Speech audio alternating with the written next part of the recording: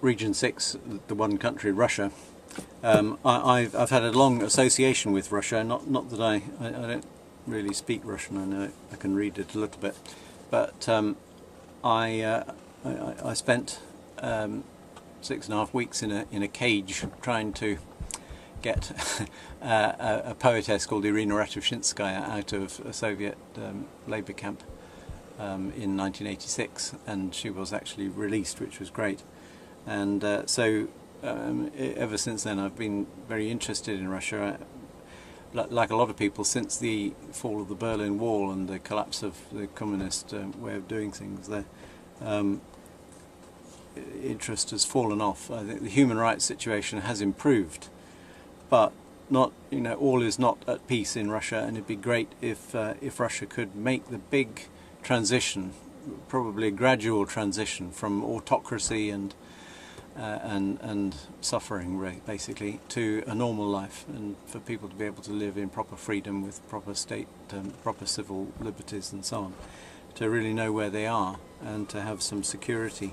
The Berlin Wall collapsed, Yeltsin became the man in charge, and the state assets were sold off by bonds being issued and sold, but some businessmen did a quick bit of arithmetic and worked out that the assets were being sold way below what they were really worth, and they got the money together to buy up the shares which were issued to everybody, but people sold the shares because they needed the money, and these people had then the resources of the country, and they were, a small number of businessmen managed to get in a very powerful economic position where they're now called oligarchs, and they have huge amounts of money, and ordinary people in Russia don't.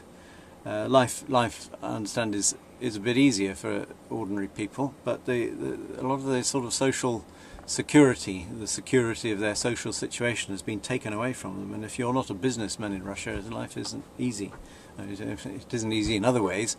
If you're Mikhail Khodorkovsky and you're in a labour camp under a sort of more or less interminable prison sentence because Putin, who is trying to get things in order, but not everybody agrees with the order that he's getting things into, he's tried to get rid of Mikhail Khodorkovsky, who was one of the big oligarchs, the biggest really.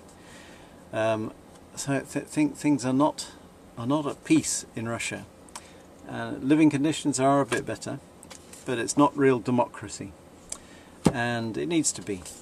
And horrible things happen. The journalist Anna Politkovskaya, who was writing articles about the government's treatment of the situation of the people of Chechnya, she was shot to death as she came out of the lift in her block of flats by people. There's a rumbling court case, but it doesn't look as if it's really going to get to the bottom of it.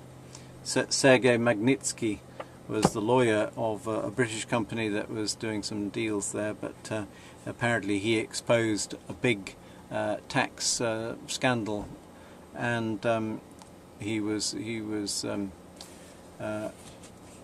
put in prison, and he had to be released a year after being put in prison, and just a few days before his release he died in prison of untreated unmedically treated injuries sustained in detention, which is pretty nasty, and it's still unresolved. And the murder in London, of course, is unresolved, of Alexander Litvinenko. We want a Russia we can do business with, but sorry, I'm losing my thread a bit. But things are not at peace there. People drink a huge amount. There are children, until recently, I think possibly still living in drains, because that's the only way they can get out of the Siberian or subarctic cold. And there are lots of children who are basically orphans because their parents couldn't afford to keep them. The treatment of people in Chechnya is pretty brutal. Russia has a place at the United Nations, and it's difficult to get sort of a consensus about what to do about all sorts of really important things because of difficulties of keeping Russia on side and China on side. And it would be really so good if the politics of Russia could improve so that China and Russia can be more reliable partners on the world stage.